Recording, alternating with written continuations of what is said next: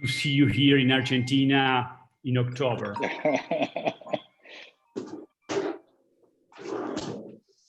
Habla con Sergio, por favor, porque el ID te lo di. Está entrando todo el mundo. I'm sorry, because some corneal experts, they have some trouble to the Zoom. I don't know why. Okay, and usually you ride bike, no? Yes, cycling, yes. Every week, and long distance. Yes, in a group, whenever they schedule a long ride, I try to do that, if I am not traveling. And also you practice run. Yes. So you are an athlete. Trying to stay fit. Me too, it's not easy. It's not easy.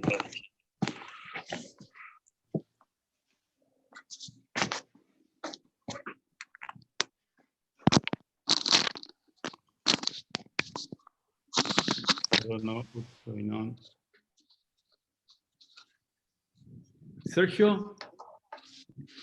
Sorry. Sergio. Pablo, buen día. Buenos días. ¿Cuál es el problema que hay con Zoom? Decime. Nada, le está pidiendo, es un tema de seguridad de Zoom, ya está, ya hablé con Federico, ahora lo cambié, va a entrar cualquiera, ya está. Ok, gracias, thanks. I'm so sorry, because just we had some trouble to...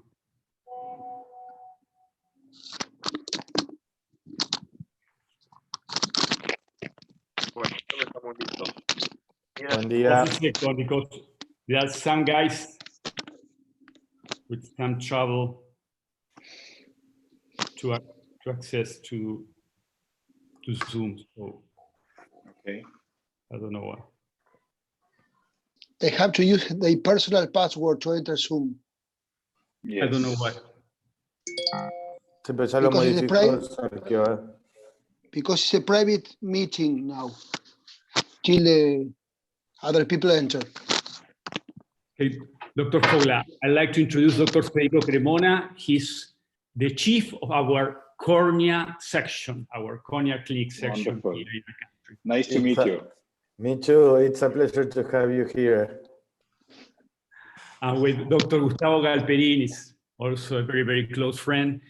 We suffer a lot with the first cases because sometimes you love it and sometimes you hate it. Yeah. Procedure. My So point. even when I started doing DMEK, sometimes my nurse used to say, "Why don't you do a DSEK? We can all go home fast."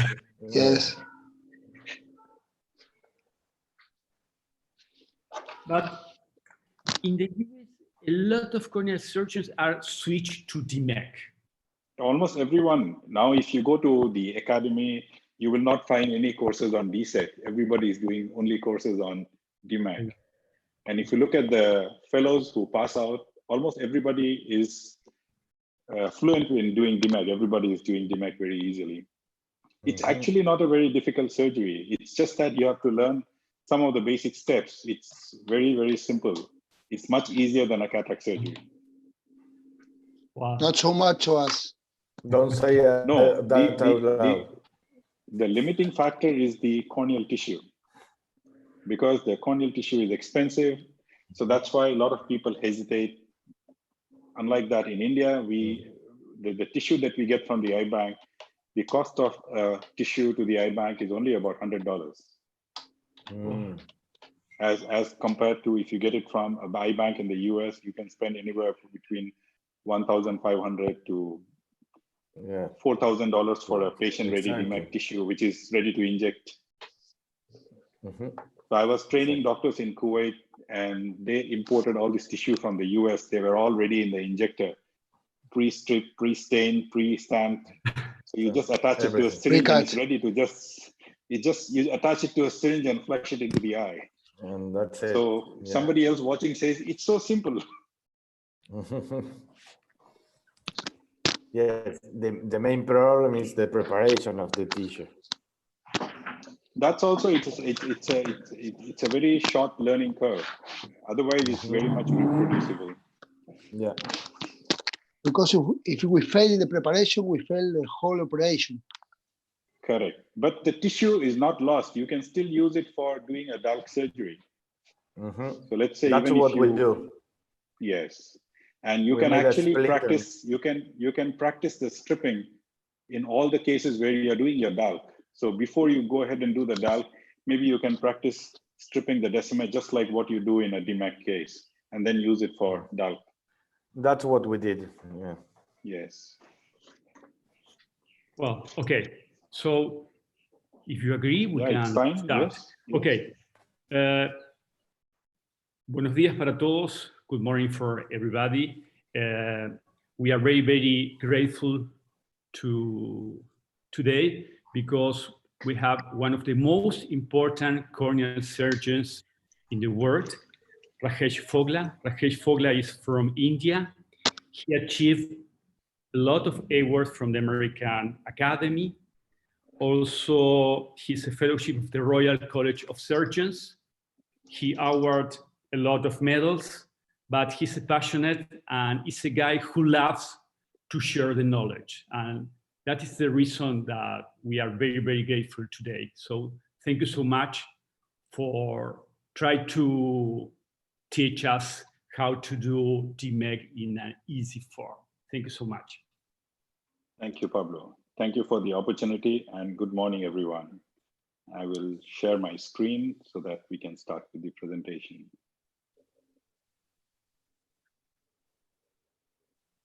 Am I audible? Perfect. Yes. So let me just minimize this. Please, So the everybody. topic that I'm going to talk is DMEK, a simple approach to successful surgery. I practice at Apollo Hospitals in Hyderabad in India.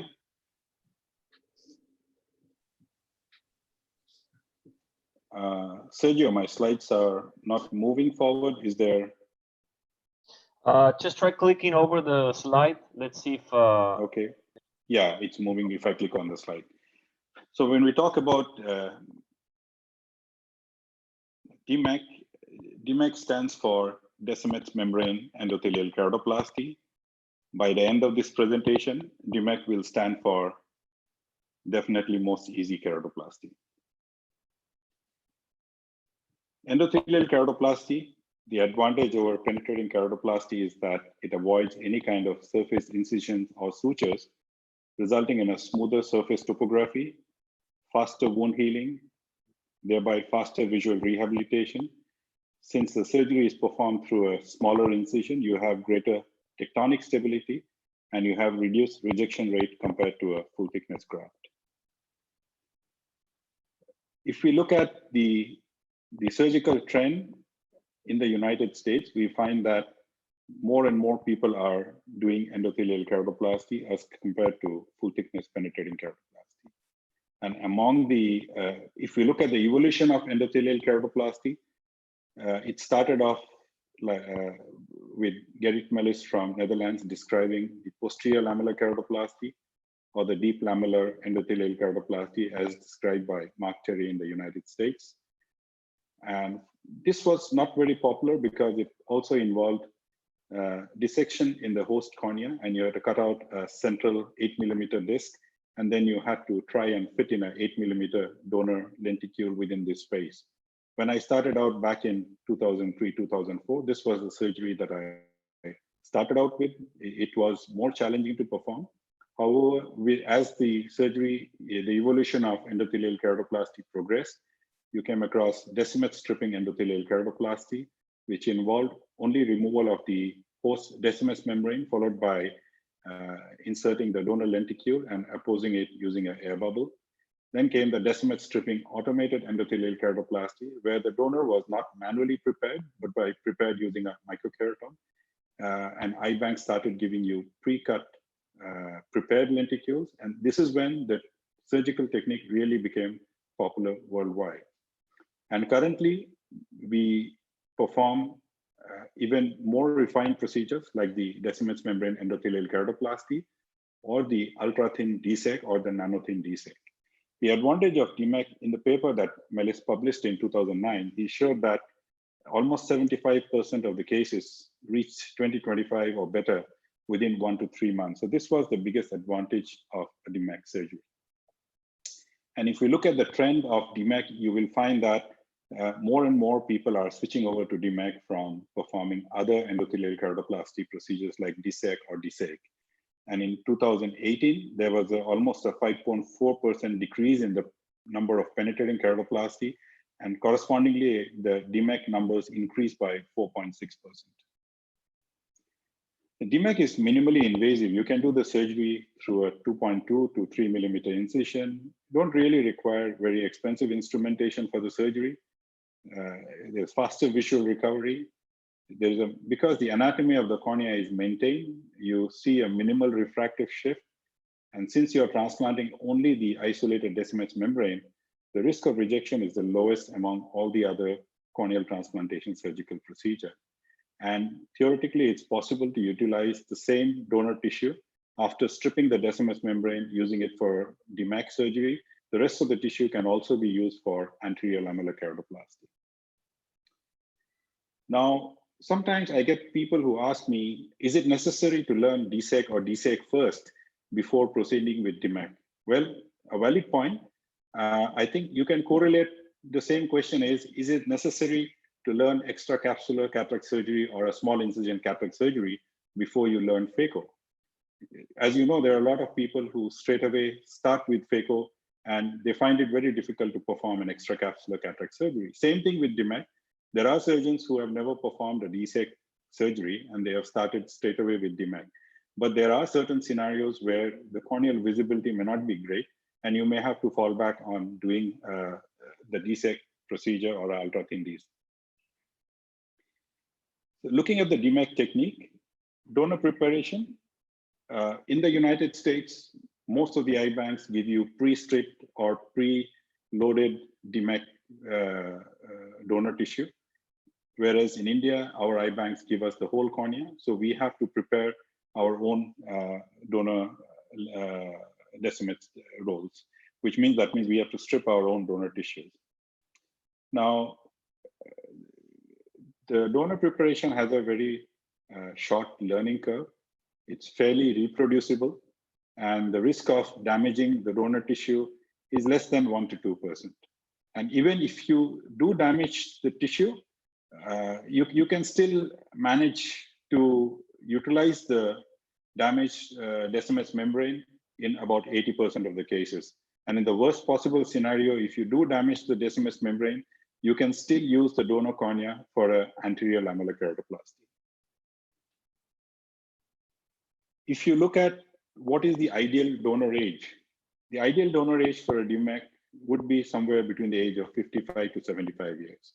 If you take a younger donor tissue and you manage to strip the Decimex, you will find that it will have a greater tendency to scroll. In somewhere between 20 to 30 years of age, it will become almost like a tight scroll, as you see on the top right. And as progressively in older eyes, you will find that the tissue tendency to scroll becomes progressively less.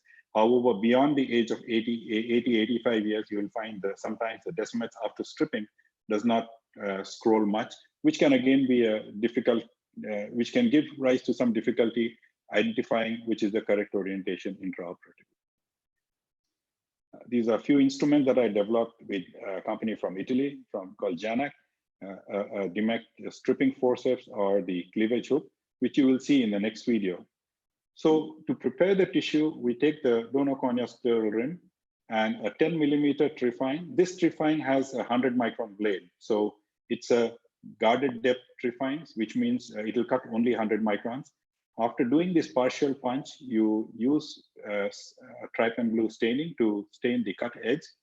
And then using the DMEK hook, we try to free the edge of the Decimex at the site of partial thickness trifination. This is important so that you don't have any areas of adherence in the periphery. So once you have freed the Decimex membrane all around, you can then proceed with stripping the Decimex. The forceps, it has a wider area to grip the Decimex, so you have a more generalized distribution of the pressure. So the risk of tearing the Decimex is less. After doing a 60 to 70% partial peel, we prefer to stain it with trypan glue so that we have some idea of where the folded Decimets is. And then using a dermatological punch, either a 2 mm or a 3 mm, you can create a stromal window. After you have punched the stromal tissue, you put back the stromal, punched out stromal tissue back in position. Then you float the Decimets membrane back into its original position using a no-touch technique. And then we flip the donor tissue over. You can now open the stromal window that you have created. You mark your stamp, the F stamp. If you don't have one of these F or the S stamp, you can even use a Sensky hook and write whatever asymmetric letters you would want. So you dry the Decimets, the stromal side of the Decimets, and then put the ink mark. Here I'm using a F stamp. F stands for fun. And once you have done that, then you can go back with a 8 mm or 8.5 mm punch and do a partial punch. You don't do a through and through punch. You put some BSS and you can see that the peripheral rim of DM is free. You can remove that. And here you can see which part of the Decimets partial peel has been done with the stain. And then you can hold one edge and you can complete the peel so that the entire Decimets scroll is free. So this completes your preparation of the Decimets scroll. And you can see that the Decimets tends to go back into its natural scroll formation where the endothelial side is on the outside and the stromal side is in the inside. So you put in some trypan glue. Staining duration can be anywhere between 1 to 3 minutes. I usually use it for 60 to 90 seconds, but some people prefer to have a much darker stain. They use it for 2 to 3 minutes as well. And you can see that that's a nicely stained donor tissue. You can load it into the injector from the donor corneoscleral rim itself, but have your nurse keep placing some additional BSS. Otherwise, you run out of BSS even before the tissue has gone into the cartridge. The other way to do it is if you don't have access to one of these 10 mm trephine, you can use a conventional trephine to do a partial punch, but it's difficult to control. And if you do a deeper trephination, sometimes identifying the edge is a little difficult. Or if you have a tissue which is slightly younger, let's say a 45 or 50-year-old, getting the edge to become free can also become a bit challenging if you have done a slightly deeper trephination. So how can you overcome that? So this is another technique which was described by Frederick Cruz. And you can see that there is a small area of DM loss, which is already there from the eye bank, which is stained by the trypan glue. So it's important that even before you use your tissue, you can always stain with trypan glue to identify if there are any pre-existing areas of tissue loss. So here, instead of using a trephine, I'm using a 15-degree slit knife. And I'm not going to cut the tissue, but I'm using the tip as to scrape the stroma. So I'm basically breaking the Decimets using the pointed tip, and I'm just scraping it, keeping my instrument vertical, the blade vertical. So basically you're trying only to create a break in the Decimets, but this is a break which is like a blunt break. You're not trying to use a sharp edge to cut it. So you do that circumferentially. You can even mark your starting point on the sclera with a marking pen so that once you have completed 360 degree, you know that you have gone around all the way around. The disadvantage of using this technique is that sometimes you can get uncontrolled tears in the Decimets in the periphery. So after completing that peripheral scraping, we again use trypan glue to stain.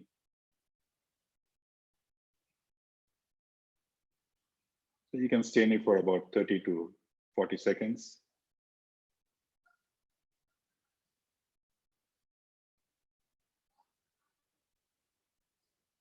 Make sure that the dye goes all the way to the periphery, the area where you have broken it. Then you can wash the trypan glue dye off. And you bring back, and now you can see the broken edge of the Decimets. You put in some BSS. And now you can take the hook or a Sinski, and you can first, if there are any peripheral tags, you can remove them using a tiny forceps. Especially if there are tiny radial tears, you kind of round them off by pinching off the decimal so that these radial tears don't extend centrally. So you can see that that's what I'm doing.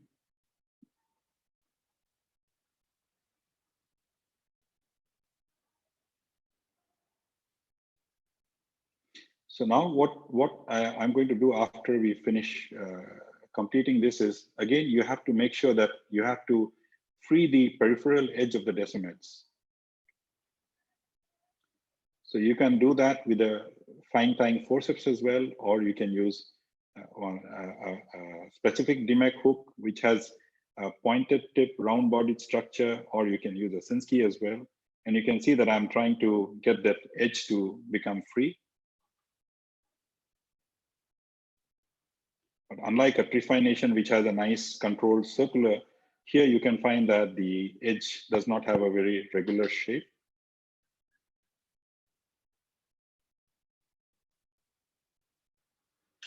At times, you may find some areas where the separation becomes very difficult. If it's very difficult to separate, then you can go counterclockwise and try to approach the separation from the opposite side. And even if you don't achieve the separation 360 degrees, even if you have it for 270 degrees, that's sufficient.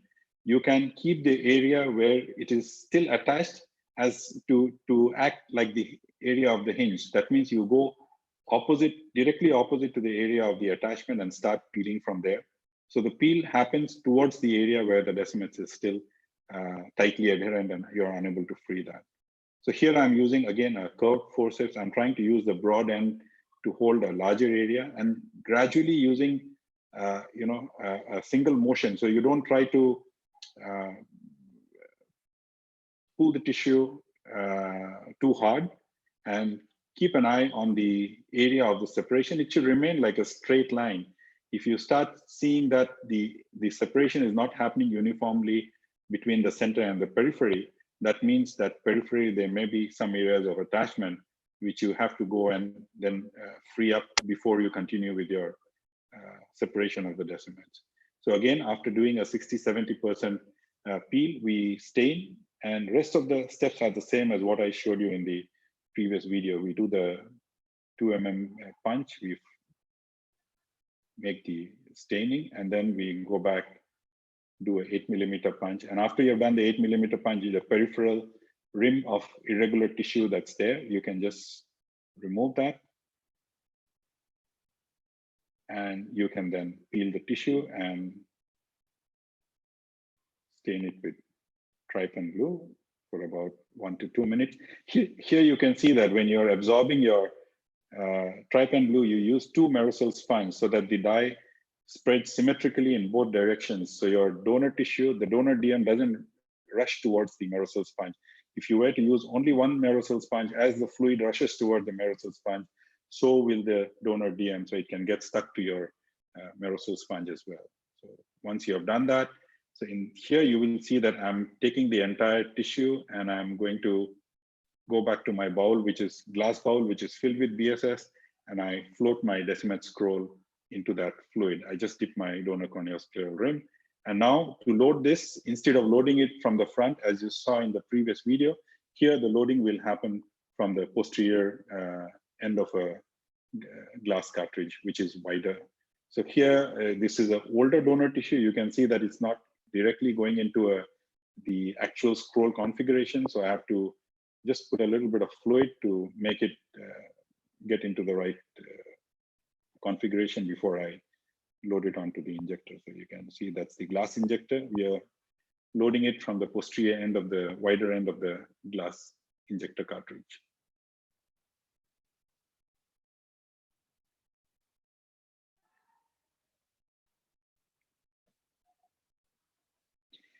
Besides doing the F or the S stamp, the other way to identify the orientation is that from the endothelial site, we can make a triangular sorry,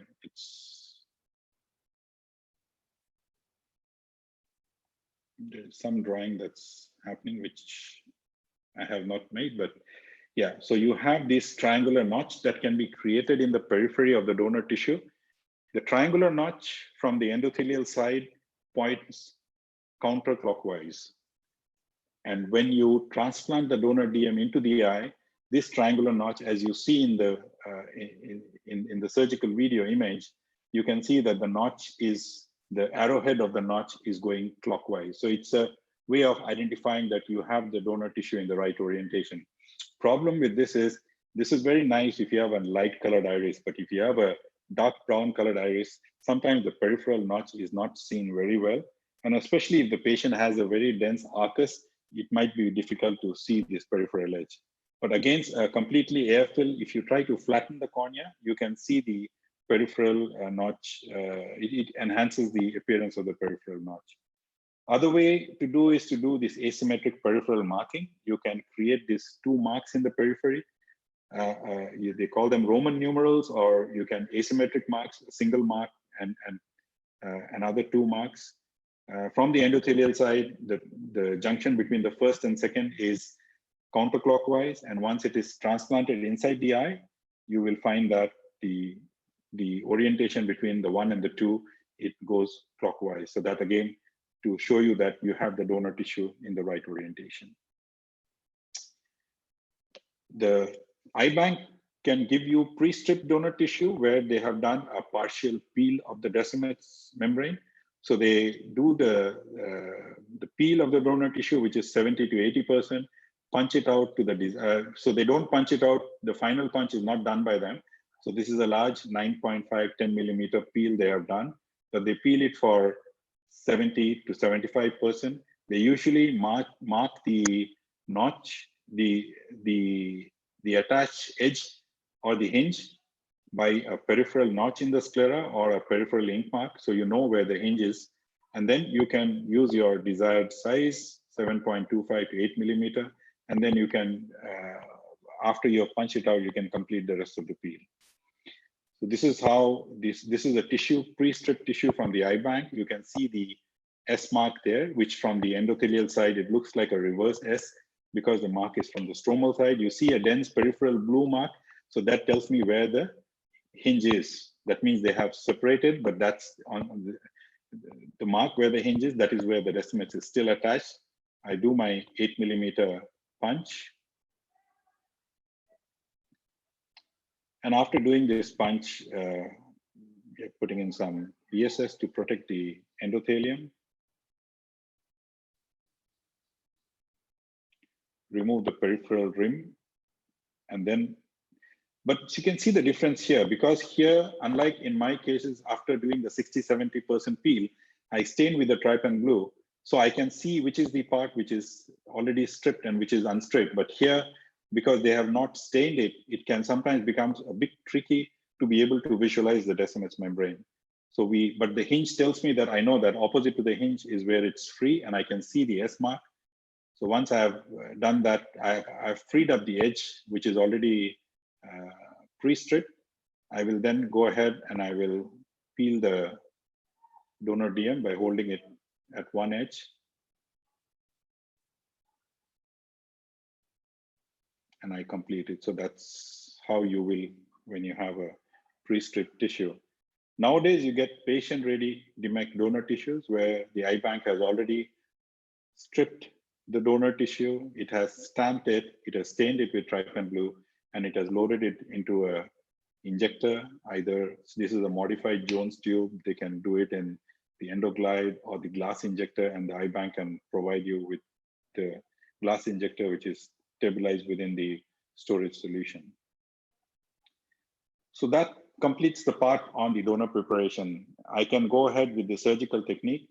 If you want me to take questions right at the end, we can do that. Or if you feel that there are questions on donor preparation at this point of time, we can do some discussion and then I can proceed for the surgical steps. I think it's okay. So go ahead with the next step. Sure. So the next step is stripping the Descemets from the host cornea. This is pretty much the same as what you do in your DSEK surgery. So usually, most of the corneas that we see do have an edematous epithelium. So we like to do epithelial debridement in most of the cases of DMEK that I perform. And then I like to create 8 mm, because I strip slightly larger than 8 mm, I like to create an impression of 8 mm on the surface. So I know where exactly I need to strip. The general consensus now is that you strip larger than the size of the donor, which means that if you're putting in an 8 mm donor, maybe you will strip about a 9 mm from the host cornea. They have done comparative studies of understripping versus overstripping, and they have found that the graft detachment rate and the incidence of rebubbling are lower when you do a larger stripping than the size of the donor. So basically, the donor DM sticks better to a bare stroma as opposed to on the host decimus membrane. So in terms of, we make that 8 mm mark, you can put in a few dots, and then using this is again a reverse Sinski that I designed, which has a ball tip. The ball tip ensures that even if you apply more pressure, you don't break the stroma and engage stromal fibers. So I like to do it under viscoelastic cover. I fill the anterior chamber with cohesive viscoelastic that helps maintain the chamber very well while you do the stripping process. The other option is to do it under air. You will see that you can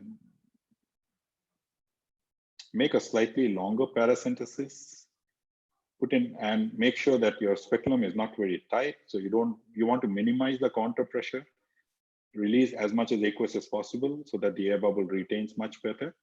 Then again, go with your reverse Sinski, break the decimets.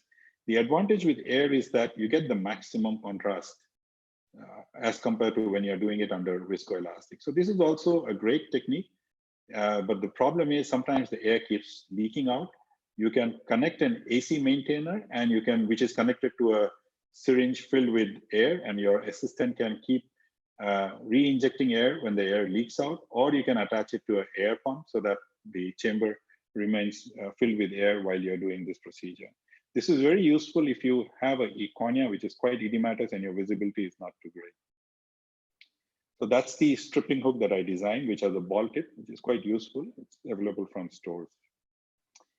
Now, the next step, important step after we have done the decimet stripping, is we put in some myocol to constrict the pupil, and then I like to do an inferior PI. The inferior PI is basically, so we use an extended air fill when you're doing DMEK. So to prevent the pupillary block, you want to do an inferior PI. So the inferior PI can be done preoperatively with the YAG laser if your corneal clarity allows that to be performed, or you can do it intraoperatively, either using a vitrector, or you can do it through an inferior paracentesis. If I'm operating on a phakic eye, I like to do surgically via an inferior paracentesis. I pull the iris out and I do. But otherwise, the vitrector is a good choice. The settings on the vitrector, you put your vitrector in the, usually we use it in the cut IA mode, but for this step, you can change it to IA cut mode. So it will aspirate first and then it will cut. The cutting rate can be as low as 100 to 150. And the vacuum, you can keep it about 200 to 150. And you can make sure that you mark your 6 o'clock position outside. We're looking outside the microscope at 6 o'clock, actual 6 o'clock, make a mark on the limbus, and then go with your vitrectomy probe. Because sometimes depending on which position you're sitting, what you assume to be the 6 o'clock position while seeing through the oculars may not exactly be 6 o'clock. So you don't want to make a PI and then realize that it's not exactly at the most inferior dependent position. And if your pupil is not really constricted, when you make a PI, what seems like an inferior PI would be something like a mid-peripheral PI. And also, when you're doing the PI, after you've made the PI, always irrigate the anterior chamber, and you can pass a cannula below the iris through the pupil, and you should be able to visualize the cannula through your the inferior PI that you have made. That ensures that the PI is a complete PI and not an inferior PI. Don't overdo with the vitrector, because if you do overdo with the vitrector, what will happen is it will cut the iris tissue. Then if you persist you will cut the zonules and you will also cut the vitreous. And basically you will make it like a unicameral eye where your anterior chamber is then communicating with the vitreous cavity. And sometimes when you inject too much fluid, you can have the fluid going into the vitreous cavity and the whole lens iris diaphragm coming up forward. So let me just show you. This is the step that I perform with the vitrector, just a few. I like filling the chamber with viscoelastic, and then I can just go and do these few cuts, which so I don't have to keep my infusion in the anterior chamber. Or you can do it surgically. You can use a microforceps to pull out the inferior peripheral iris. Make a vertical PI, don't make a shelving PI. If you make a shelving PI, sometimes it's difficult to reach the peripheral part of the iris. So I go with my knife and I make a straightaway vertical paracentesis, just going vertically down. And that allows me to easy access to the peripheral iris to pull it up. And be careful when you pull the iris up, because if you apply too much of force and you use a bigger forceps, sometimes you can end up creating an iridodialysis as well if you're not very careful.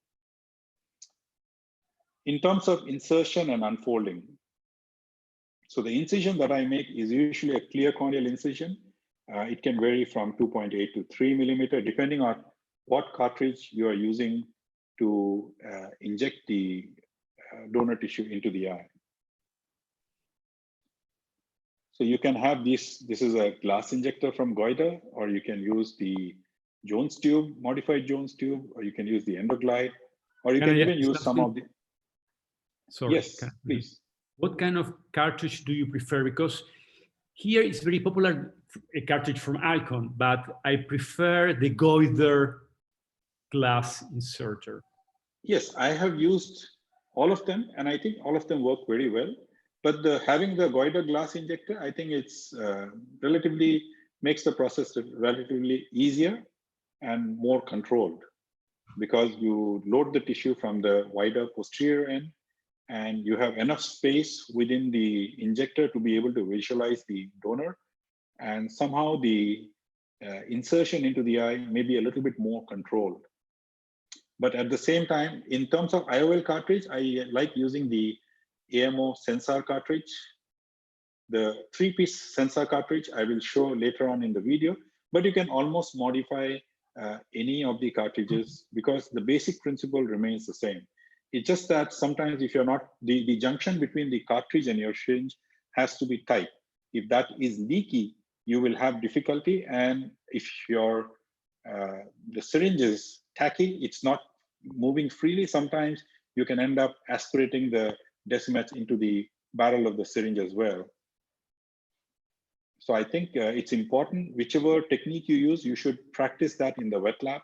To practice, you can use the, when you do the capsular access, the anterior capsule that you remove, the circular capsule that you can remove it from the eye, stain it with trypan blue, float it in fluid, and then you can practice trying to load that. So this is something that you can do in the wet lab, and it can help you practice the technique of loading and trying to insert this into the eye.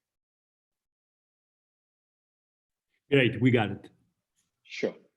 So now as I mentioned, to load, you can load directly from the corneoscleral rim. So you don't take the tissue and again float it in the Petri dish with the BSS. The difference is that sometimes when you're trying to aspirate from the corneoscleral rim, the tissue may not go inside the tip of the cartridge and you run out of BSS that is there within the corneoscleral rim. So the important step here is that you instruct your nurse to gradually keep replenishing the corneoscleral rim with BSS while you're trying to load. And you should have some control when you're trying to aspirate. You should not apply too much pressure, otherwise the DM scroll can come inside the syringe itself. So there you can see that we are using the bevel keeping up, and we gently try to nudge the scroll into the tip of the cartridge. And always make sure once you have loaded it into the cartridge and you keep the tip slightly facing upward and don't keep it down, because sometimes if the fluid, there's some leak, the fluid you can lose the tissue. Loading it from the posterior side, it's basically in the goiter, you attach a small silicone tubing at the tip and it's attached to a syringe. Once you've loaded it, you attach another syringe to the posterior end as well. So it's closed from both sides. So by the time you go back to the patient's eye and you're going to inject the tissue is protected from both ends, and it prevents it from running out anywhere. In DSEK, we are used to pulling in a donor tissue. You can see that you use the Bucin glide or the endoglide to pull in the donor tissue into the eye. So you have some control. There is some volume to the tissue. Once you have the scroll into the eye, you inject an air bubble and you're. But in DMEK, you are basically not touching the tissue. It's like a no-touch technique. So you are flushing the tissue into the eye. As you see in this video, we are flushing the tissue, the stained DM scroll into the eye. And so there are some points that I will discuss as I show you this video again. You close the wound and you basically using a no-touch technique, you are tapping the surface, and by tapping the surface, you are creating fluid shock waves within the anterior chamber, and then you get your scroll to open up. And once it's opened up and it's in the desired position, you go ahead and you place an air bubble below the scroll.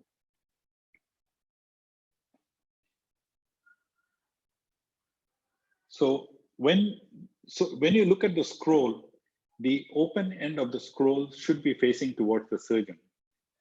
So that's the right orientation. If you have the open end of the scroll facing downwards towards the iris, that means you have the scroll in the wrong orientation.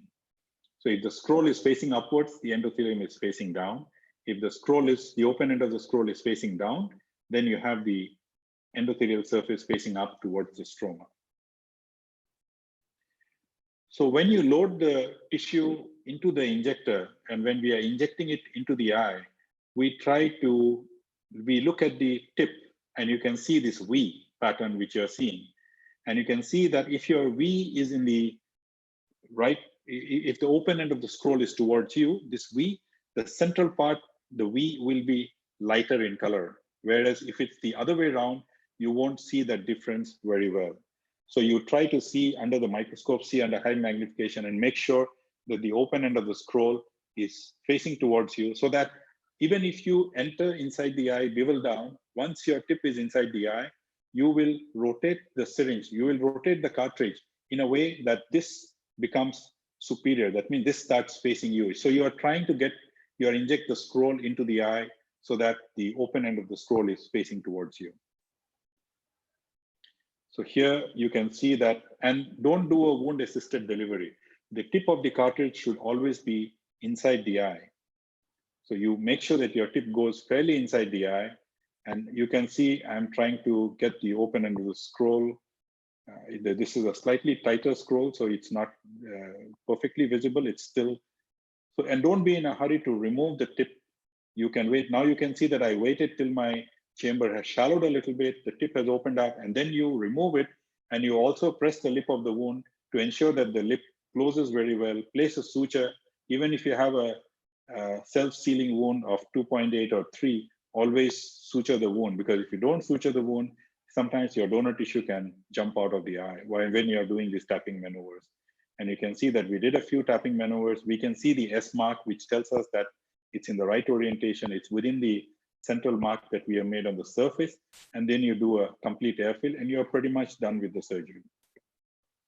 Now let's look at, so this is, I'll again show you. So here we have injected the tissue within the eye.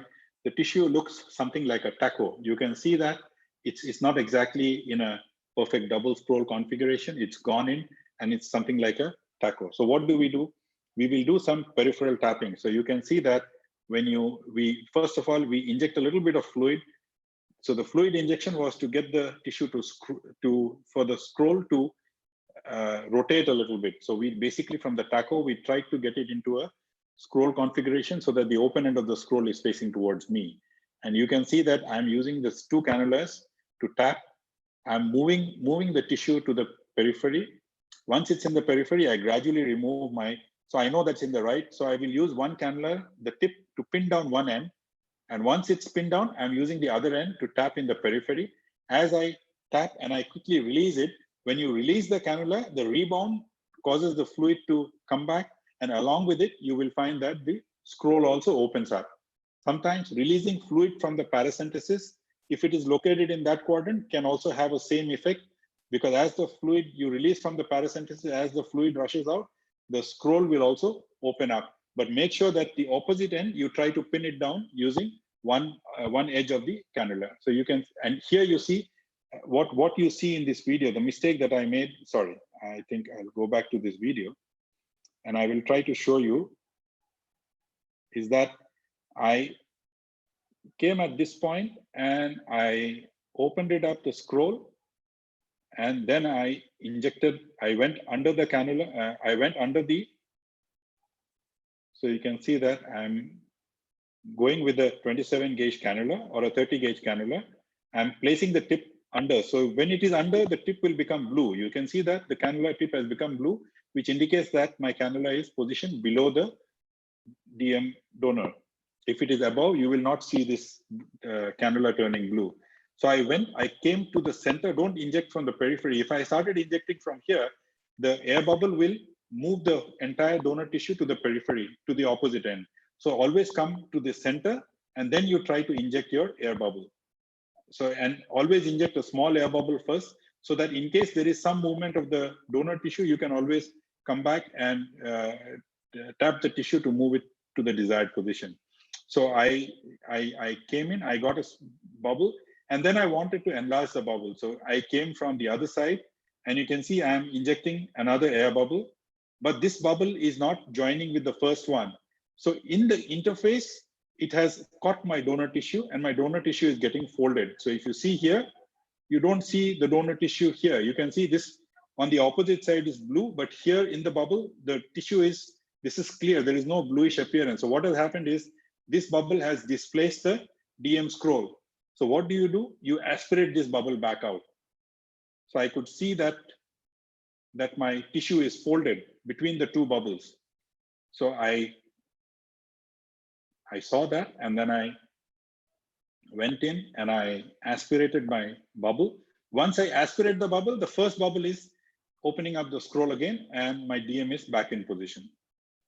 And then you can go back, try to go inside that first bubble and then inject the air to open up the scroll or complete the air film. It's important to have, yes, please. Excuse me. Would you prefer air bubble or gas? Yes, if I would recommend 20% SF6 for people starting out with DMEK, because studies have shown that the incidence of rebubbling is lower because you get an extended tamponade with 20% SF6. And the disadvantage of 20% SF6 is that if you have a pseudophakic bullous keratopathy and you don't know what kind of IOL has been implanted previously, if it's a hydrophilic IOL, if you use extended gas tamponade, you can get central opacification in the intraocular lens. And the second problem is that if you use myotic to constrict the pupil and then use 20% SF6 gas, and because the gas tamponade lasts longer, sometimes that you can get, there is increased incidence of posterior synechiae forming as well. So when I see my patient on day one post-op, I usually try to add a kind of a dilating drop twice a day for the first 3-4 days to ensure that my pupil remains mobile, something like tropicamide, and that can ensure that I don't develop, my patient does not develop posterior synechiae. Perfect. And there is another question in the OR, yes, in the operating room. The yes, air bubble for how long? 20 minutes? Because I have an inferior PI, yeah, I don't remove the air. I do a complete air fill and it's end of surgery. My patient goes out. He doesn't have to maintain a supine position. If it's unlike, if the only indication for a supine position in DMEK would be a vitrectomized eye with a PI where the air can go into the posterior chamber, or if I have a patient with previous trab or tube, or any like a post-fail penetrating keratoplasty graft, where I want the tamponade to be there for a longer duration of time, maybe that is the only indication where I will try to have the patient maintain a supine position. Otherwise, in a normal patient where the lens iris diaphragm is intact, because you do a complete air fill, the patient can be in any position, it doesn't matter. And so unlike a DSEK where you do a tight air fill and you go back after 10-15 minutes and release some air and you leave behind a 80 or 90% fill, in DMEK, we do a complete fill, but we don't do a tight fill. We don't try to increase the pressure to 35-40 millimeters of mercury for 10 minutes. We don't do that. So how the other precaution that you need to take in DMEK is how not to overfill the anterior chamber, is that you put in like a 80% air fill, and then you go and inject some VSS to normalize the pressure first. Sure. And once the IOP is normal, then you go back again with your air or gas, and you enlarge that 80% air fill to something like a complete fill. But the pressure in the eye should be in the range of about 20 to 25 millimeters of mercury. So it shouldn't be too firm. So you do a complete fill, but you don't do a firm fill, because the Descemet's membrane doesn't have volume. It's not like a DSEK tissue, which is thicker. In DSEK, sometimes we want to do that tight air fill because we want to remove all that fluid from the interface. Because the DMEK tissue is thicker, sometimes it doesn't conform to the curvature of the host cornea. So in the center part, you have this little bit of cleft. So by doing a tight air fill, you're trying to get that cleft fluid in the cleft coming out, and then you wait for 10-15 minutes and you decrease the pressure. Whereas in DMEK, if you have intra-op OCT, you will find that the moment you do a complete air fill on the intra-op OCT, you will find the interface there is no interface. You can't even see the Descemet's membrane. So there is no need to pressurize, and the Descemet's scroll, even with a normal air fill, the air bubble, it supports the Descemet's pretty well. Okay, perfect, thanks. Now look at another maneuver. So here we are. So just let me try and explain. You might be wondering that I have an AC maintainer running there. So AC maintainer is basically kept to keep the anterior chamber well formed. However, in this video, the AC maintainer is playing a different role. That's a 25 gauge AC maintainer. I like connecting an AC maintainer before I insert the tip of the cartridge into the eye. So the AC maintainer keeps the chamber very well formed, and as I am injecting the tip of the cartridge into the eye, I don't encounter loss of fluid and the chamber becoming shallow and the iris catching my tip of the cartridge. So I have enough space so I can inject my tip of the cartridge very well. And you can see that sometimes I will put my tip of the cartridge even beyond the pupil. So I ensure that my tissue delivery is beyond the pupillary margin. Otherwise, when you're trying to inject your donor scroll into the eye, and if your chamber shallows at that point of time, and if your pupil is kind of slightly mid-dilated, your donor tissue sometimes can try to go between the iris and the lens. So you find that your tissue kind of gets stuck there instead of going to the inferior quadrant. So the AC maintainer keeps the chamber formed, and I get my tip of the cartridge into the eye. Once my tip is in the desired position, I ask my nurse to switch off the AC maintainer. Not only does she switch off, she also disconnects the AC maintainer tubing from the IV line. So when I do this step, basically the AC maintainer is now a port for the fluid to go out of the eye.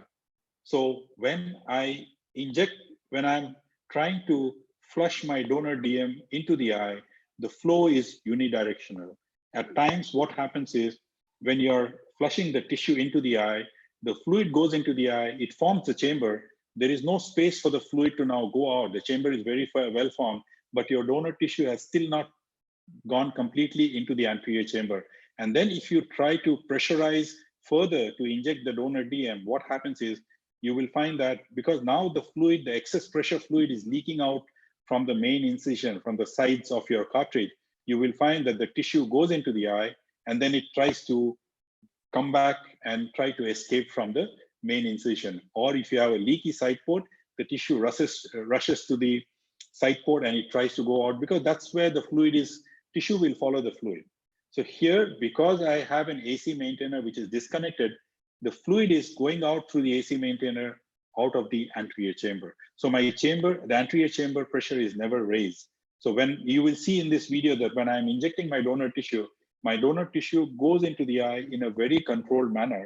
And once the inferior edge of the DM reaches the inferior AC, and I wait for some time, my chamber shallows, the inferior iris actually catches the Descemet's membrane. So it ensures that my scroll will not tumble over onto the opposite orientation.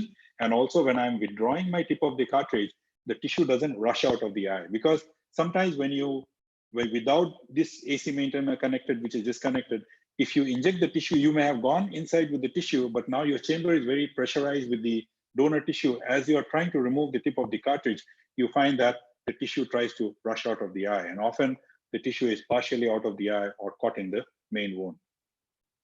I hope I'm clear with this, but just, sorry, you can watch this.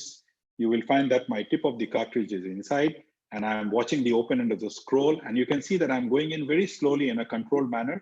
And the inferior tip has, the inferior edge has reached the inferior AC. I'm just waiting for some time. I'm catching the wound. I'm trying to disengage the cartridge from the wound. And I'm just giving a little bit of flushing. And you can see I didn't have to press the lip of the wound. And my tissue is maintained in the right orientation, the open end of the scroll facing towards me. I suture the wound. I further shallow the chamber a little bit. And now you can see that I have a tissue that's already partially open. I'm first moving the tissue towards one side. I don't know whether it's nasal or temporal because I don't know which eye it is. So I'm trying to move it towards one edge. And then I'm using one cannula to pin down the scroll part of the scroll, which is open. And then I'm using this Dirsamer maneuver where I'm playing samba on the cornea. I'm playing drums with my second cannula, and you can see that I've just opened it up. And I can see the F stamp there, which tells me that the orientation, which reconfirms that I'm in the right orientation. And by tapping in the periphery. So here to move the donor tissue, you don't sweep the cornea like what you do with the DSEK tissue. You can just go to the periphery. And as you tap the peripheral cornea outside the donor scroll, you have to put a little bit of fluid to push the iris back.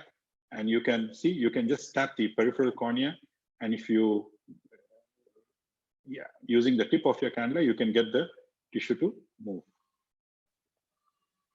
So now it's pretty much in the desired position. And you can go in and you can put an air bubble.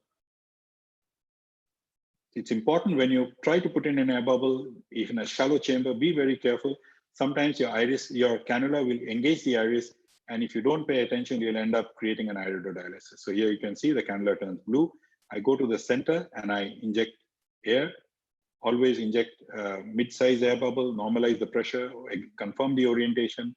Come back to your wound. I don't cut the suture in the beginning because if I find that my suture in the wound is too tight, I can always revise the suture and make sure that I don't leave behind a very compressed primary wound suture that I have. Now, looking at this, so this is my lucky day where I have a light colored iris. So this was an American lady with Fuchs. So we did a fake IOL DMEK. So here again, you can see that I was trying to follow the orientation, trying to get the open end of the scroll into the eye.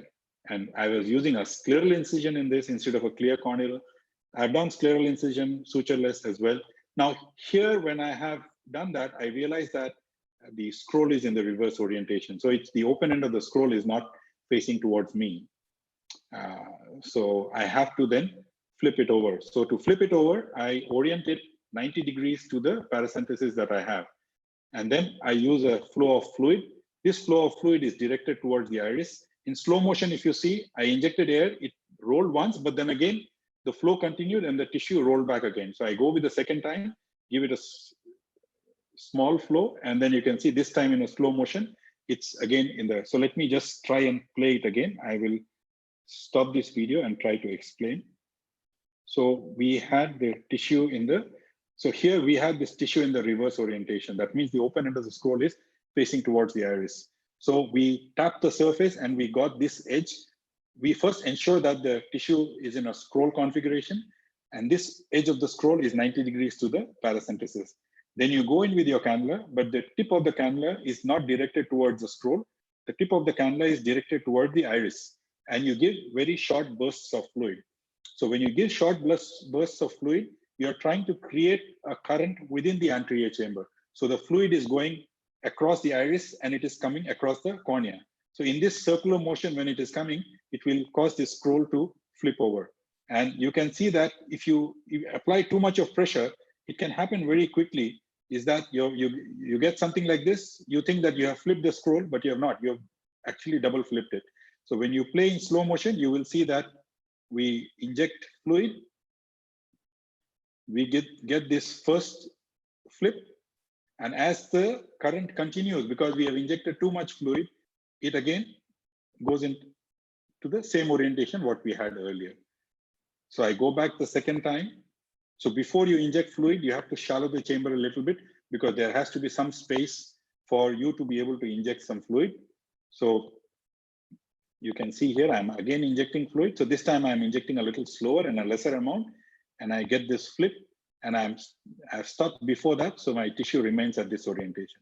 In slow motion, once again, you will see that this is flipping over, and it's, so now this is the open end of the scroll. If you see under the microscope, you will see the other way to figure out that this is the open end of the scroll is the Motsuri sign. Motsuri sign is basically, if I take this cannula into the anterior chamber and I put it inside this scroll, and if I move my cannula this side, it will come under the scroll and it will turn blue.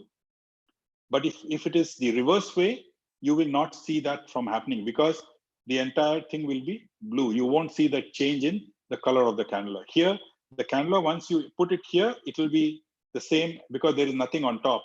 But once you move the cannula to the periphery, it will come against this fold of DM which is there, and then the cannula will turn blue. So that's the Motsuri sign, whereby you can reconfirm that your cannula is in the right orientation. So once you have this orientation, then you have to capture so that it doesn't move again.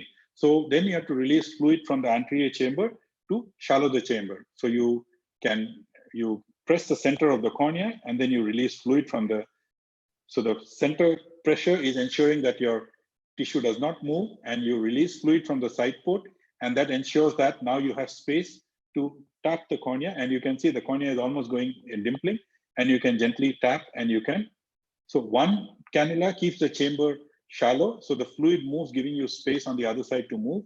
And once it's in the desired position, you can again shallow the chamber so that the tissue doesn't scroll up, tap the periphery, and you will find that you get the tissue to open up. Go in with your cannula, go below, make sure cannula turns blue, go to the center, and as you inject air, you will find that, and you can see the F stamp there. So this is how you can unfold without too much of a problem. This is something that what you see, this cartridge is basically a plastic micropipette that I got from Amazon. It costs only about less than $1 a piece, and you can ETO sterilize them. The tip is closed, so you can use a number 15 blade to create a bevel, and that works very well. So let's play this video, and you will find that I'm loading it from the posterior end. It's a younger donor, but it's going into a double scroll. So we load it into the injector, and as I'm injecting it, you will find that it's a slightly deeper chamber, and it's not a great combination to have a myopic eye, a deeper chamber. So here to unfold, you can see that even though I'm shallowed the chamber, my scroll is not opening up. So I'm going to do the unfolding using air bubble as a third instrument. So I go in with my cannula. This syringe is attached basically to a tuberculin syringe. So you take a 1 ml syringe and you just have 0.1 ml air in it, and you take a 30 gauge cannula and you go within the scroll and you inject the air. So this, if you keep only 0.1 ml of air, it ensures that you will get a very small bubble. If you do that with your standard 3 cc or a 5 cc, you don't have control over how much of air you are injecting. And even though you try to inject a small air bubble, but because you are using a 27 or a 30 gauge cannula, the air gets compressed within this plunger of the syringe, and you get more air that continues to release from the tip, even though you have stopped injecting air. So having a 1 ml tuberculin syringe is really helpful, and keeping that air bubble within the scroll and then shallowing the chamber, I'm using the air bubble as a third instrument to help me open up the scroll. So I can press the air bubble. So I'm basically now got the air bubble. My tissue is kind of stuck a little superiorly towards the wound. I'm tapping to get it free.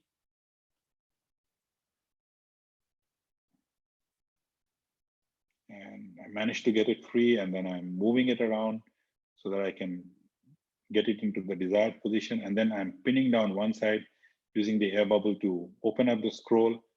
This is a kind of a vitrectomized eye, so it's you don't have the posterior pressure or the upthrust. So finally, it takes a little longer to unfold in this situation. Once you have done that, gently go in and aspirate the air bubble, but aspirate it very slowly so the tissue does not go back into a scroll. You can see that my cornea is almost dimpling downwards. Then you go back with your cannula below the scroll. Always inject a small bubble. So for this also, you can use a tuberculin syringe, have only a small amount of air in it. Create a small bubble first, so the tissue does not get displaced to one side or the other. And then you can go back and enlarge the bubble. If you have leaky side ports, like in this case, it's important that you secure those leaky side ports with sutures as well. Otherwise, when you try to fill the chamber, if your air leaks out, again, you will have insufficient air in the postoperative period.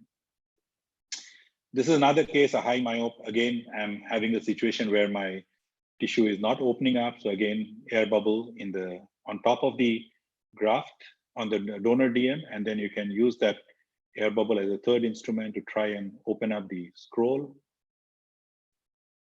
Tap in the periphery, get the tissue in the desired position, and once it's opened up, then gently, don't be in a hurry to remove. You can leave that air bubble for some time and avoid getting the fish egg, the multiple bubbles, but sometimes you can't really help it. And then you can place the air and you can see your mark there, which looks pretty good.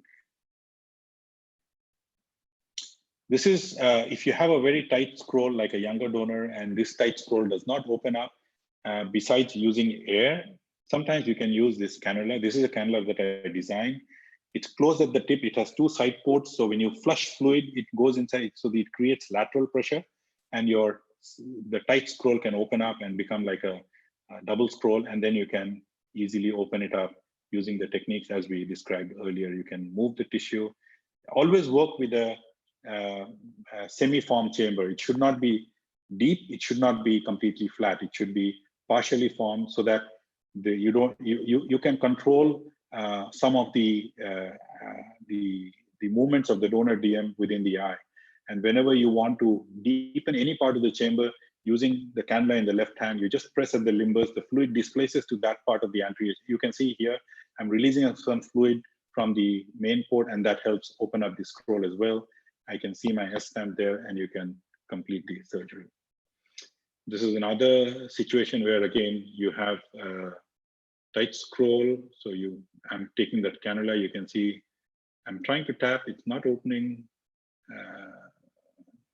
So I orient it. So your tissue scroll should be parallel to the port that you have. Go in with your cannula, which has the two side ports. And then you insert it gently within the scroll. The cannula will turn blue. So you would go to the middle of the scroll, give it a short burst, and you find that the scroll is opened up. And then you can release some fluid from the main incision. This opens up this edge of the scroll. Then you can tap in the periphery to move the graft to the center and place an air bubble, and you're pretty much done. So it's not as complicated as it sounds, but if you pay attention to some of these basic principles, it will really make your life easier, and you will be able to do DMEK.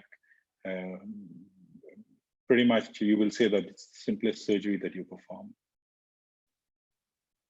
It's important to use these are cannulas which I use are 27 or 30 gauge. They are pretty long, so they can reach up to the center of the cornea. That means center of the anterior chamber pretty easily. So that's the same patient by day 3. You can see that the patient is seeing 20/40. What about endo-in technique? This has again been popularized by Massimo Busin. We had Donald Tan also popularized this and Dr. Murain from France also tries doing the endo-in technique. It's a little bit challenging though. Let me show you. So if you, in the donor preparation here, we kind of trifold the tissue. That means when you are peeling off, you basically try to fold the tissue pretty much like a DSEK tissue. So you basically have endo-in. So once you have done that, then you load this tissue into a cartridge. And let me go to the next slide and try to show you. It's moving too fast. Okay, so basically you have the tissue I'm using a sensor cartridge into which I have pulled in my tri-folded tissue, and this is you can use a Merocell sponge, and you can use that to block the posterior part of the sensor cartridge. So it's basically like a popsicle, and then you can introduce the tip into the eye, and going in with the forceps, the AC maintainer is running very slow to keep the chamber formed. With the forceps, you catch the edge of the donor DM. So here, when you are inserting, you are already inserting it in an orientation where the open end of the scroll here is down. So it's basically the reverse of what you do in a normal DMEK. So here we have tri-folded, we have the endo in. So we want to go in a way where, so the outer part is the stromal side. So you want to go in with the open end of the scroll facing down.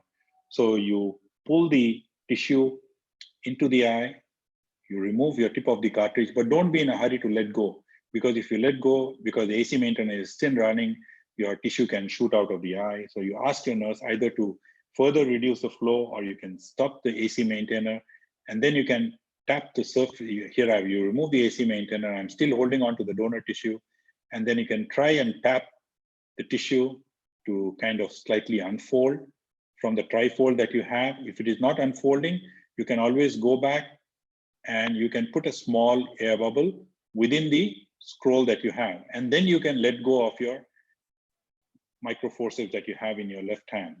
So you can see that we remove the microforceps, and then I'm tapping that air bubble and the donor tissue opens up. So the advantage is that this was a patient who had an AC IOL.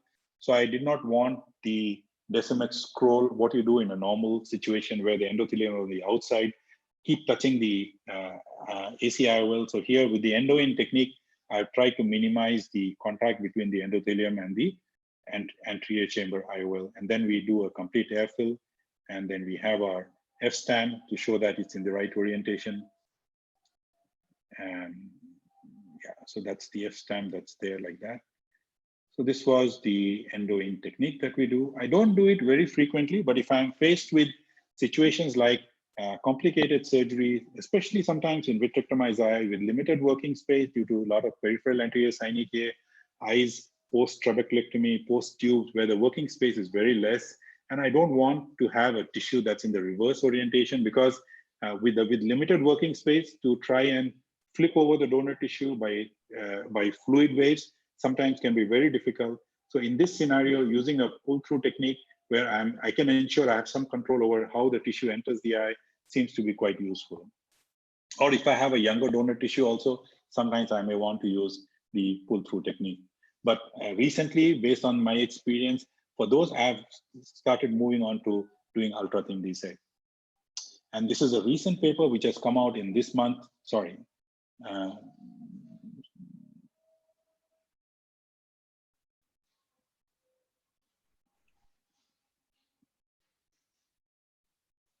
Yeah, this month, the paper from Donald Tan's group looking at the data on the pull-through technique. I was not very impressed with the endothelial cell loss they have reported, because originally when I personally spoke to Donald Tan, he told me the endothelial cell loss with the endo-in technique was as low as 8 to 10%. So I was mighty impressed.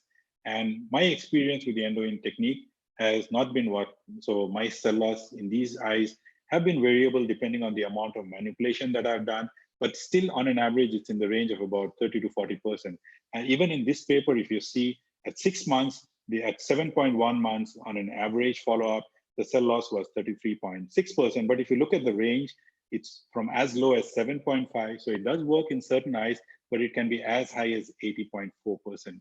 So that's pretty high. So I think the endo-in technique, although in theory it sounds pretty good, but sometimes the cell loss can be more, because you manipulate a lot on the donor preparation when you're trying to trifold, loading it into the injector, pulling it. And also sometimes it opens up pretty well.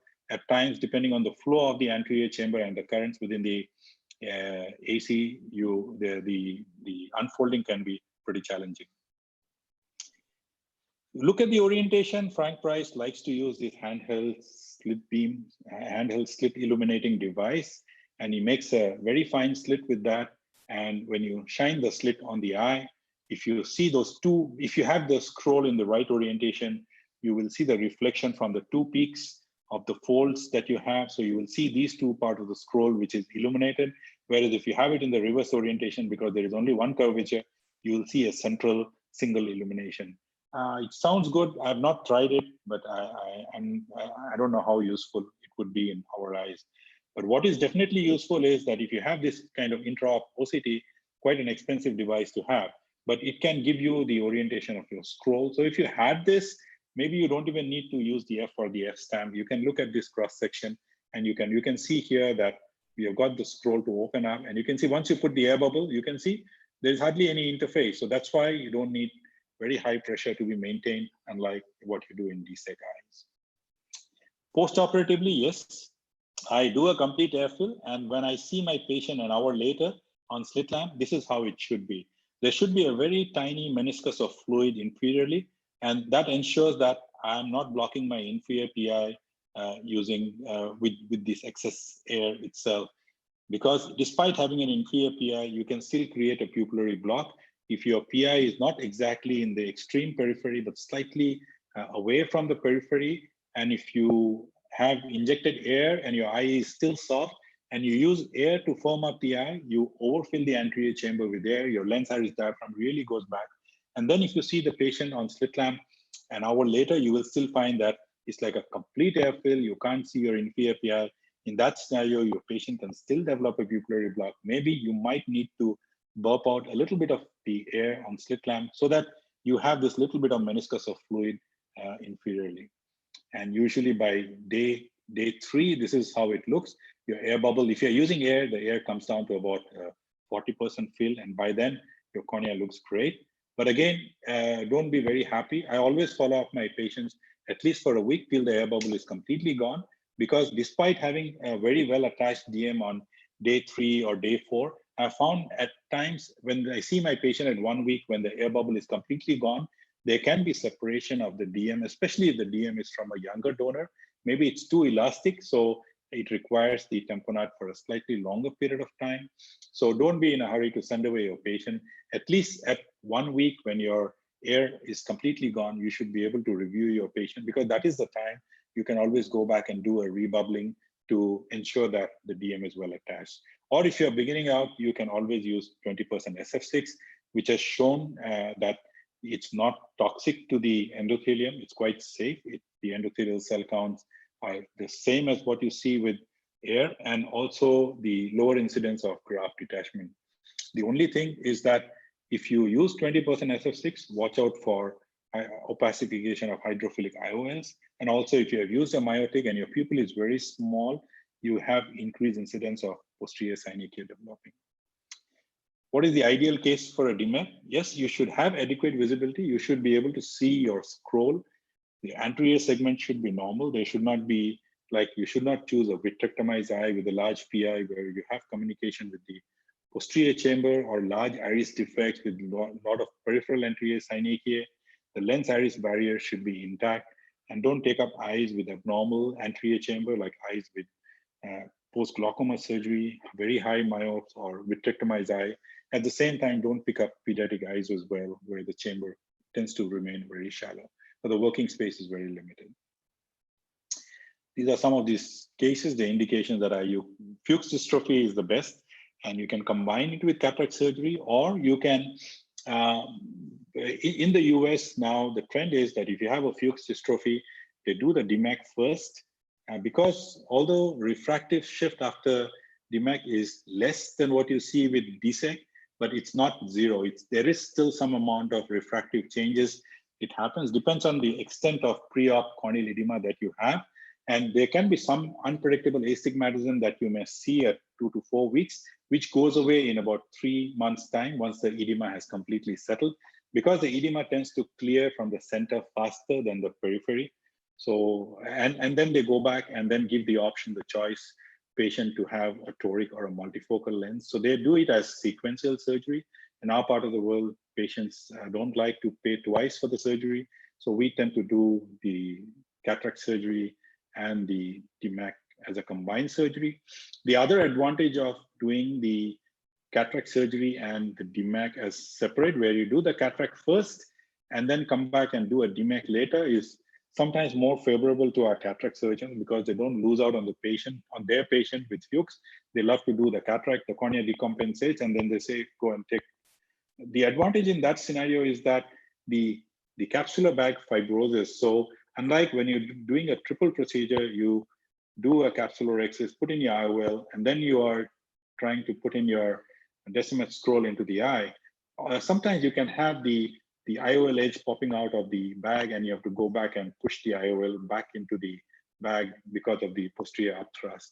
So always when you're doing a triple procedure, I like to make the rhexis a little smaller to avoid this kind of IOL slipping out of the bag. And also if you do the cataract surgery first, in about 1 or 2 months time, the anterior and the posterior capsule fuses. And then you find that the lens iris diaphragm is more rigid than what you would have when you're doing a triple procedure. Pseudophakic bullous keratopathy cases are ideal, where you don't have to worry about having a problem doing the cataract surgery through an edematous cornea. And just that, be careful when you have a pseudophakic eye with edema. Often it indicates that the primary surgeon may have had a complicated cataract surgery. So try and dilate the pupil under retroillumination. Try to ensure that the posterior capsule is intact. Try to see there is no peaking of the pupil. There is no vitreous in the anterior chamber. And always do before you prepare your DMEK tissue, try to put in a large airfill in the anterior chamber to ensure that the air remains in the anterior chamber. It can also help you identify any strands of vitreous or any posterior synechia, peripheral synechia that needs to be cleared.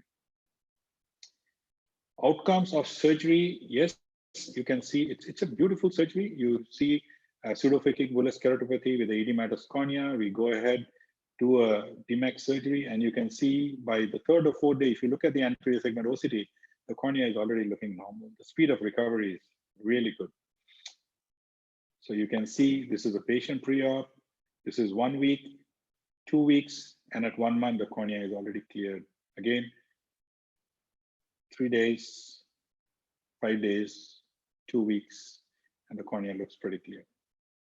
In fact, this is a case with Fuchs dystrophy. I did the first eye of the patient.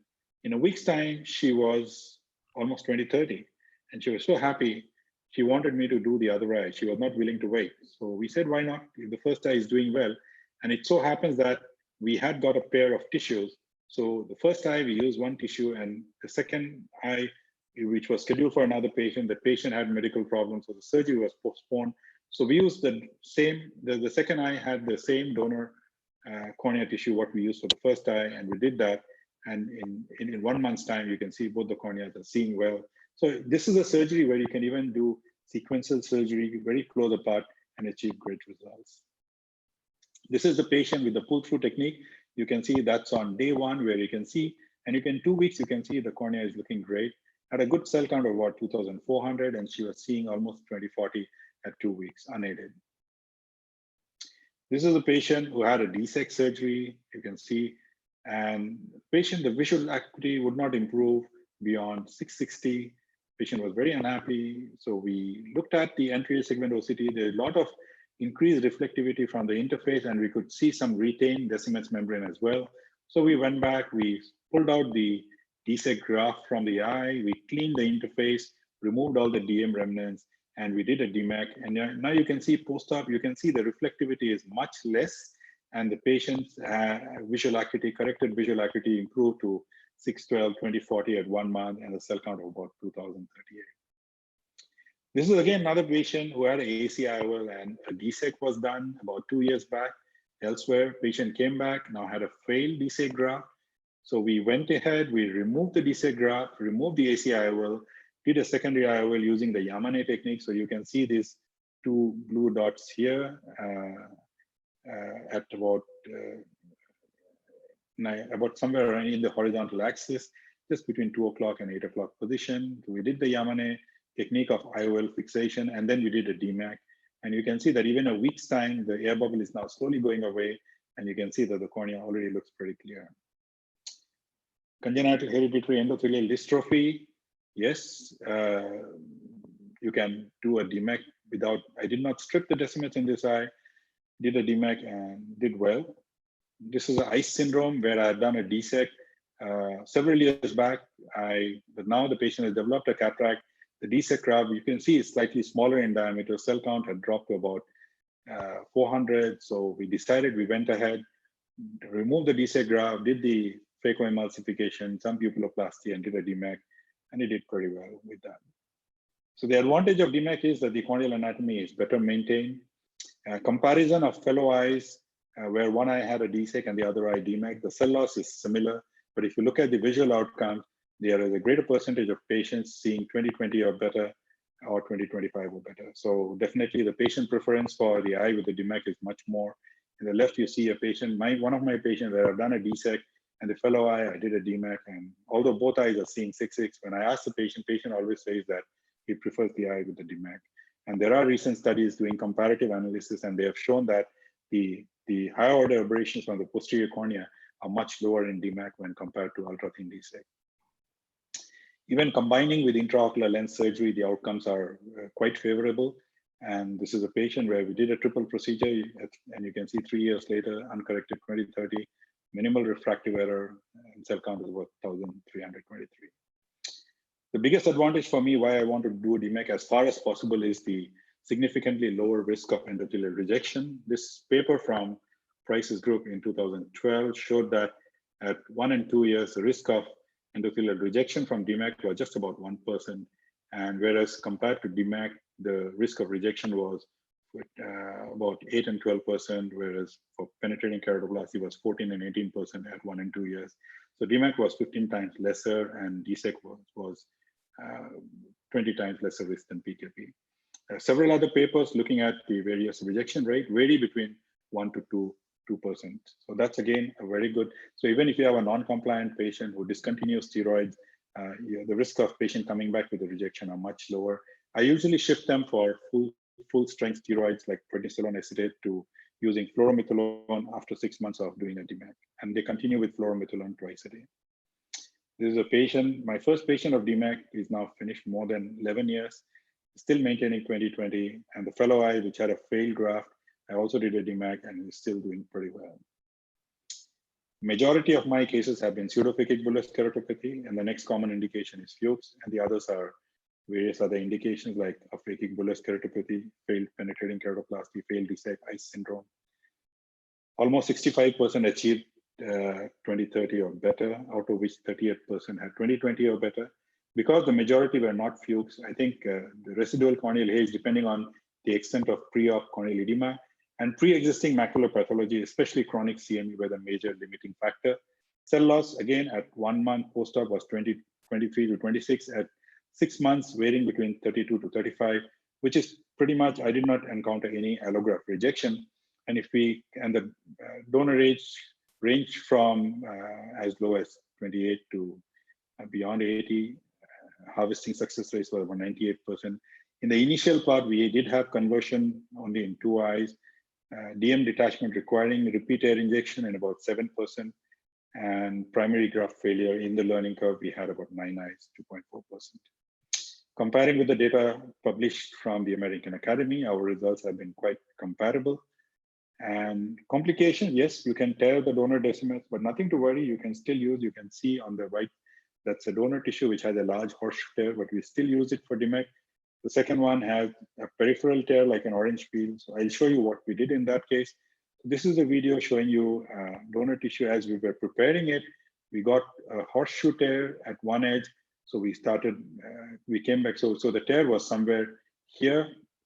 It's not really well visible. So we stained it again. Now you can see this tongue of tissue. That's where the tear is because it was not separating. So we started peeling it from the opposite end and we managed to complete. So a diabetic donor has a tendency for these kind of increased attachment. Sometimes if you get pseudophakic corneal tissue with good cell counts from the eye bank, you should be careful because the areas of the main incision or the side ports, that's where your decimates will be firmly adherent. So try avoiding a pseudophakic tissue from the eye bank. You can use them for DSEK or ultra-thin DSEK, but for DMEK, it may not be a great idea. So we finally managed to peel this part off, but we did have a tear. So we then stained it And then we loaded it. You can see so that there is a tear in the periphery. We loaded it. We tried to get the tear in the posterior part of our donor scroll. We didn't put it at the leading edge, and we kept the open end of the scroll at the tip. And then as we inject into the eye, you can see that we are trying to withdraw, and then I inject a little more. My scroll is there into the eye, and it remains in the right orientation. It's not trying to run away anywhere. And I remove my AC maintainer, close the wound, and then tap. This is the open end of the scroll, peripheral tapping. It ensures that, and I just keep that pin down, and then I tap. Here it's slightly caught in the primary wound. We tap here to push it out. Sometimes it might take a small nudge from the main incision as well.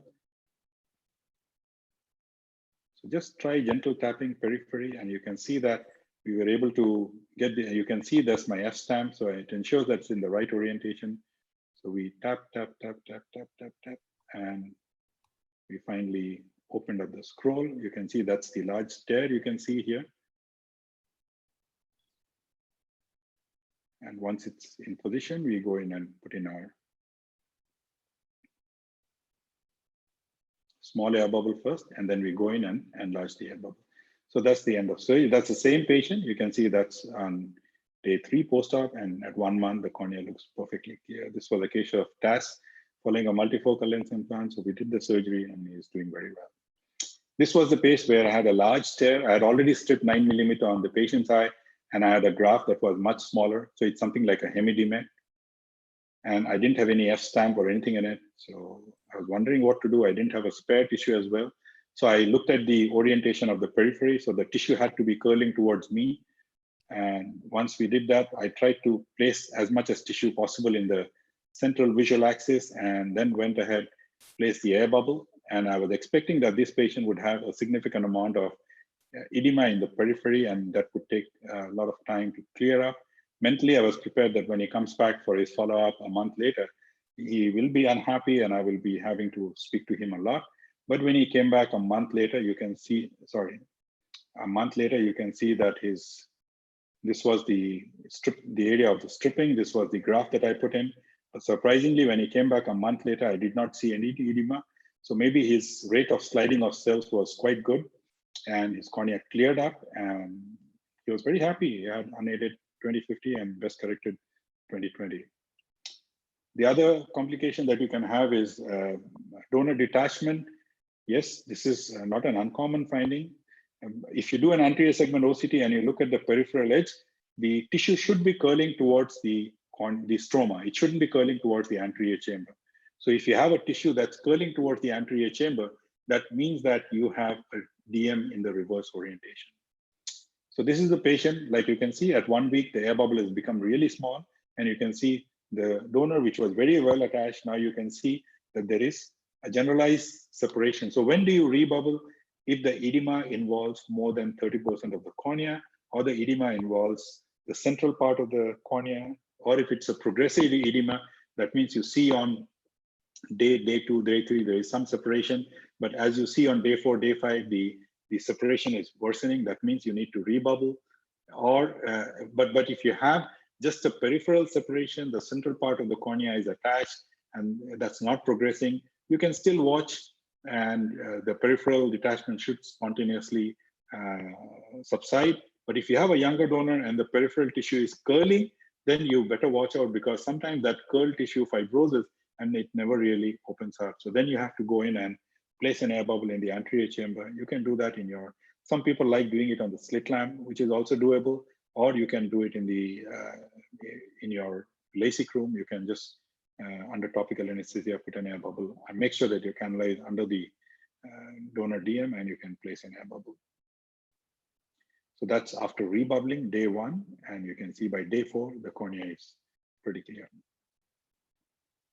This is to show you a reverse placement. You can see that the tissue is curling towards the anterior chamber. So this was a reverse placement, a total detachment, for which I had to go back and repeat the DM surgery. This was a patient where I had used a younger donor, a 28-year-old donor with very good cell count. I thought to myself, I did a great surgery.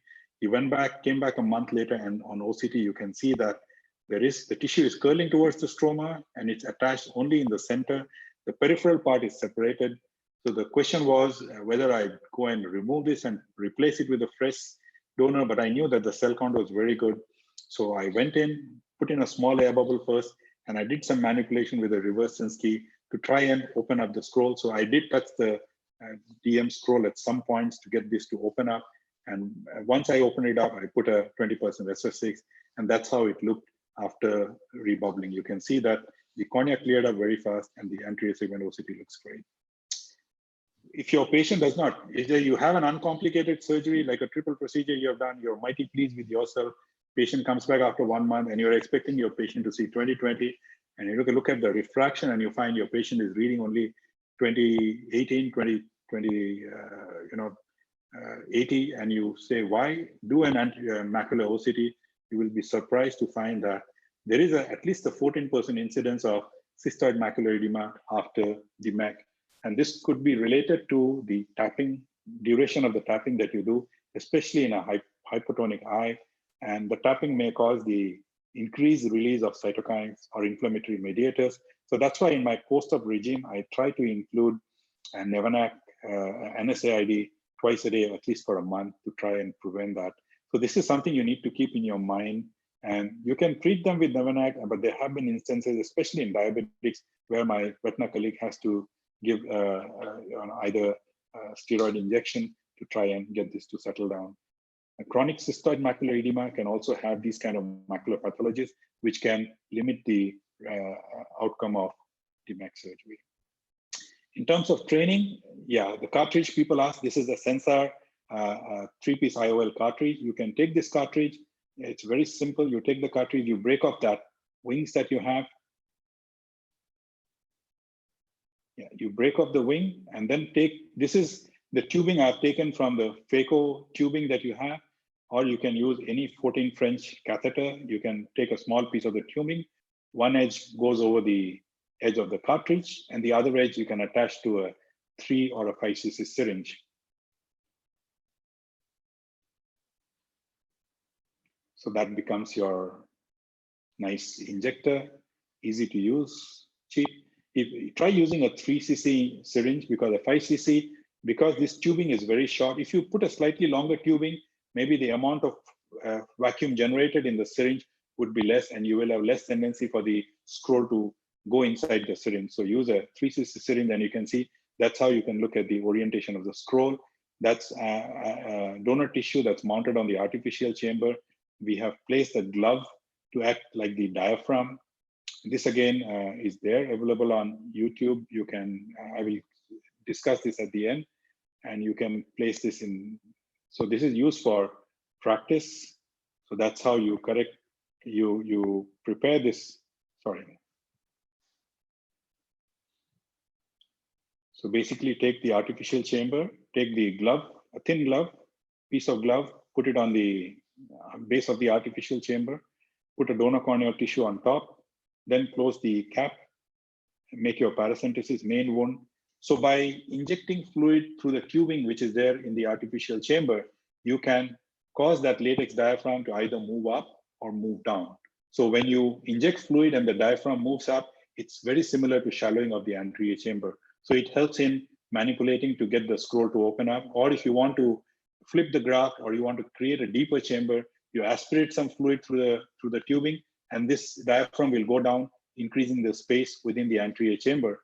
So that's pretty useful to practice the steps of DMEK surgery, like what you do it in the eye. So you place it there, place your suture, and then you can see that you release some fluid from the side port, then you do the tapping. You can pretty much practice all the steps, and this is quite useful to do that. And once you've done that, you can go back, you can practice centration, and you can practice injecting. So I'm done that. Now I'm practicing the centration, tapping in the periphery to get the graft to move to the desired position. And then you can practice injecting the air, a small air bubble, and then gradually enlarging it. You can even practicing this kind of flipping of the graft. You can see that, you can practice. So basically all the steps you can practice, and this can help you overcome the difficulties in your learning curve. So I think that's pretty much about, I do have some slides on the ultra thin DSET, but I think I've already exceeded my time. I have already 1.5 hours, so people may be a little tired of me, listening to me all throughout. So what we wanted to say was that at the end of it, yes, the advantage of DMEK is minimally invasive. You don't need any expensive instrumentation. You have the reverse sense key, the injector you can prepare. The only expensive part is the donor tissue. It has advantage of faster visual recovery, minimal refractive shift. The risk of rejection is reduced, so compliance of the patient is not an issue. Better utilization if your IBank or your legal rules allow you to utilize one donor tissue for 2 patients. And that's what about DMEK and making it easy. That's my email ID, my WhatsApp, and my channel on YouTube. You can take a snapshot of this with your mobile phone, and please feel free to get in touch with me for any queries. I'll be very happy to provide you with any assistance, any difficulties that you have. And there are plenty of videos on YouTube, on my YouTube channel on lamellar keratoplasty. And if you go through them, I'm pretty sure you will find them very useful. A lot of the videos that I've shown in this presentation are also available. And there are some live DMEK surgeries that are performed elsewhere at meetings, which are also available on the YouTube channel. So please go back and watch that. And I'm pretty sure whatever I've discussed in this presentation, you will be able to reinforce that, and you will find DMEK to become very easy. Thank you. Thank you all for a very patient hearing. Dr. Rajesh, thank you so much. You have done an amazing job this morning here, this afternoon in India. And there is just one question. There is still any indication for a DSEK?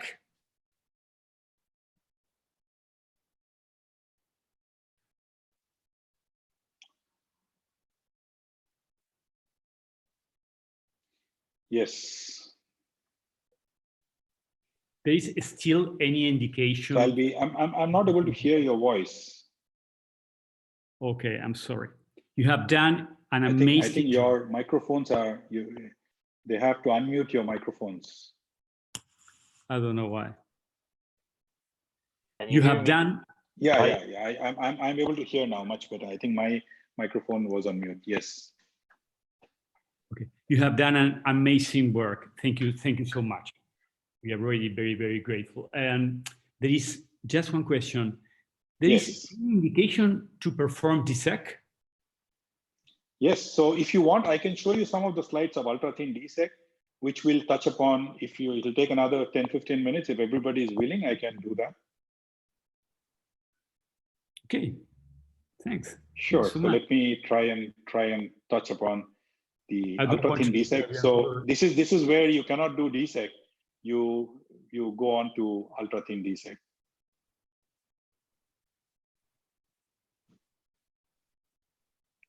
Thank you so much. So the concept of ultra-thin DSEK was proposed by Massimo Busin. Massimo is a very, very innovative surgeon. And we knew that in DSEK, the thinner the graft, the better the outcomes, and thicker the graft, the longer it would take for visual recovery. And Massimo Busin published this paper on ultra-thin DSEK in 2013. And with the microkeratome using a double pass technique, he was able to prepare grafts which were measuring less than 100 microns in thickness.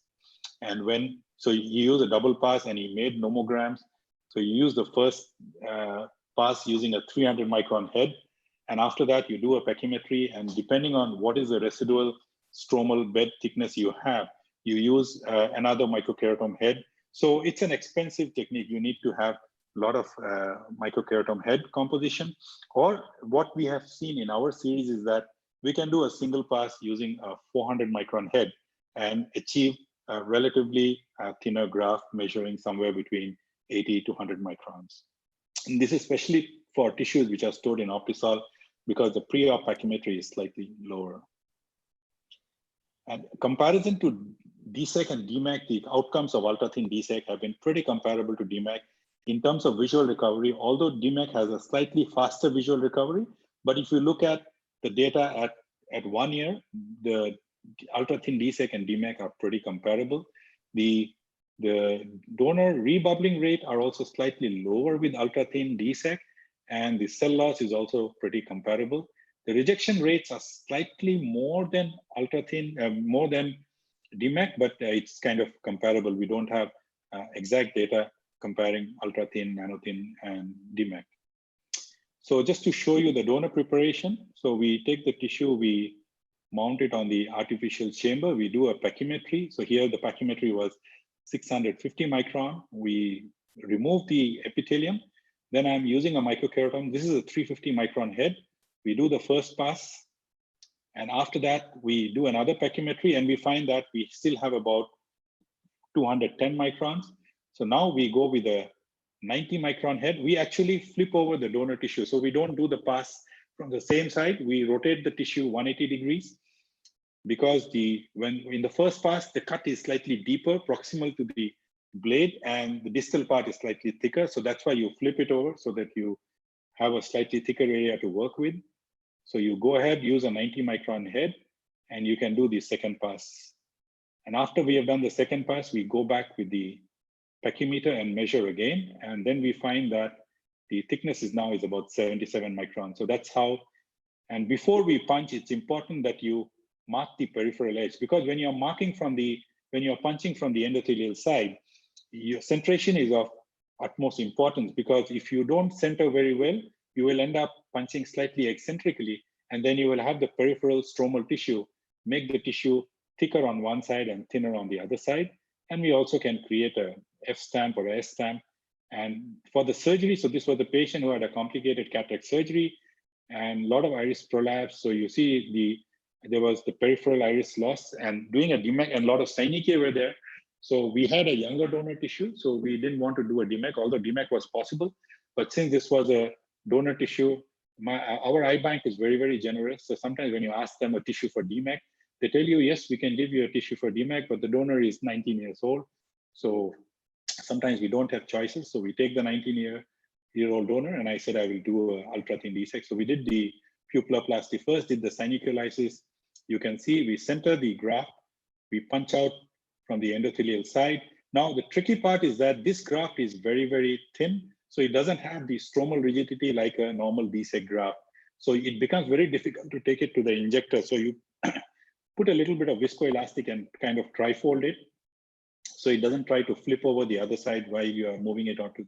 So that's a JANAC inserter, which is, the principle is similar to an endoglide, where you can close it from the posterior end. It's available from JANAC.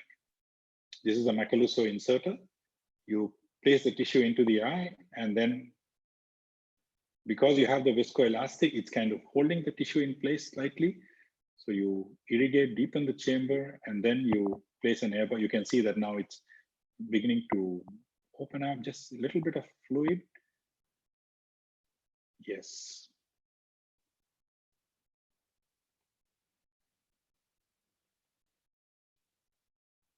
So it doesn't snap open like a normal DSEK graft because it's so thin. So it takes a little time, especially if you have put viscoelastic in the interface, and then you can place a small air bubble in the anterior chamber. You can stroke the surface.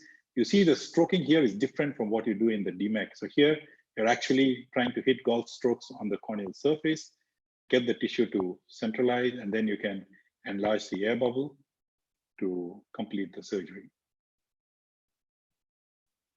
So that's how it looks post-op. So this is the patient. You can see even within 5 days, this is day 5 after surgery, the cornea is looking very clear, nice central pupil. And you can't even, on the slit view, you can't even make out the graft, unlike a normal DSEK graft. That's the thickness. On day 5, you can see it's in the center part is 69 microns, periphery it's 76. So that's how ultra-thin DSEK graft would look. This is again with a single pass where you take a 400 micron head and you can go ahead, do a single pass and achieve the same thickness kind of profile. And this is a very edematous cornea where doing a DMEK would have been quite challenging. So these are kind of cases where visibility is not too great. Here you can do an ultra-thin DSEK because you hold the tissue in your microforceps and you're pulling it in, so you have more control and you have created a mark. And then you can see you can use slightly larger diameter grafts as well. You can see post-op, you can hardly make out the thickness it goes down to less than 100 microns. You have eye banks in the US that now give you nano-thin, which are in the range of about 40, 50 microns. And they use the endosaver injector to inject these nano-thin grafts. So that's again something you can go on YouTube and try and take a look at that. So again, one of the DSEK grafts you can see with the secondary IOL that we had done, ultra-thin, looking very great. So these kind of corneas where the cornea is so bad you can hardly see, ultra-thin DSEK can help you do an endothelial keratoplasty in such cases. So again, you can see that we did not a very large series, 28 eyes of 28 patients. We had done, initially we were not using the microkeratome, but we were doing a double pass manual technique. The thickness ranged from 85 to 128, but then we started using the microkeratome, the results were much better. So that's in short about ultra-thin DSEK. So if you don't do DMEK, you do ultra-thin DSEK. So. Okay, okay, thank you so much. So now the first thing you tell me, you still think that the DMEK is a difficult surgery?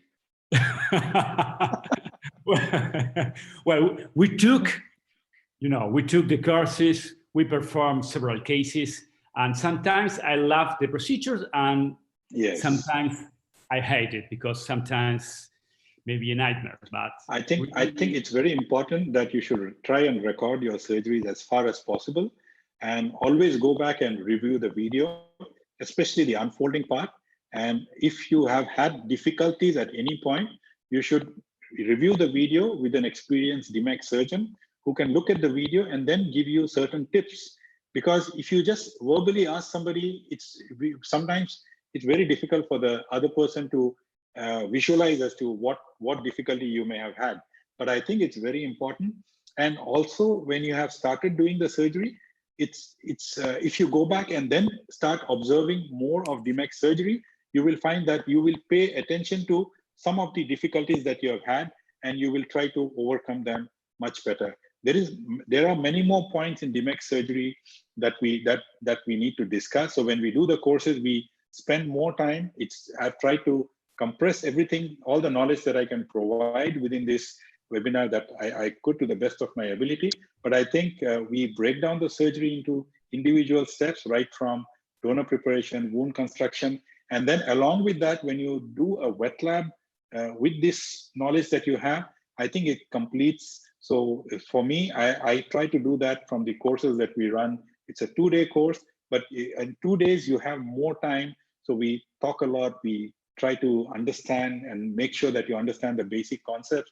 When you go back with the knowledge of, so when you're doing a particular step of unfolding, you should not do it just because you saw somebody else do it. You should know the scientific reasoning behind why you are tapping at one point and why you are tapping at the other side. So what happens when you tap? Once you understand that, the surgery will become really easier. When you don't know why you are tapping, that is when it becomes difficult, because it works sometimes and sometimes the same maneuver doesn't work. Okay, thank you so much. It was an honor for us, and really, I hope to see you in Buenos Aires next October. Thank you so much. Definitely, it's a pleasure. It will always be a pleasure to visit you and share more. Thank you very much. You're most welcome. A todos les agradezco el haber compartido, en especial a Rajesh Fogla, to share with us your knowledge. Thank you so much.